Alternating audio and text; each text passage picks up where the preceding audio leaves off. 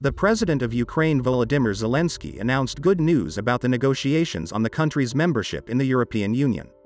In a late-night video speech to the nation, the president said, "Our priority, which will also be a task that all representatives of our country will have to accomplish as quickly as possible, is to prepare for the start of negotiations on our membership in the EU. Government officials, lawmakers, and diplomats must work on this 24 hours a day, 7 days a week. There will be news on this issue soon. Ukraine's European integration cannot be stopped."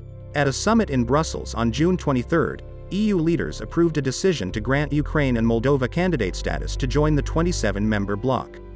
The next day, Zelensky urged people to focus for now on the fact that Ukraine has received candidate status for EU membership, rather than on how much more needs to be done to join. In addition, Ukraine has begun exporting electricity to the European Union through Romania, President Vladimir Zelensky said, as Russia cuts gas supplies to the bloc, which supports Kyiv in its opposition to Moscow's invasion. Several European countries, including Italy and Germany, rely heavily on Russian gas to meet their energy needs but are forced to seek alternatives as Moscow cuts supplies. Speaking, Zelensky said that Ukraine has started a significant export of electricity to the EU through Romania. "This is only the first step. We are preparing for more supplies." He said that a significant part of the Russian gas consumed by Europeans can be replaced. "For us, it's not just an issue of export revenues, it's an issue of security for all of Europe."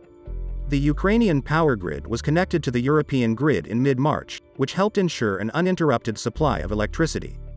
By the way, Zelensky is not likely to personally attend a conference in Lugano, Switzerland, next week to discuss ways to rebuild Ukraine. Instead, Zelensky is expected to address international officials at the Ukraine Recovery Conference by video link.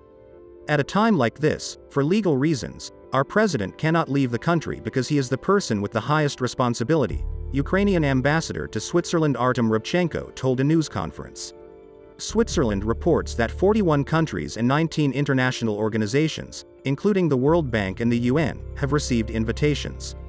The foreign minister foresees a high-level meeting with ministers, prime ministers, and presidents. Security will be tight, the airspace will be restricted, and police will be supported by some 1,600 Swiss soldiers. Ukraine estimates that it will cost $600 billion to rebuild the country.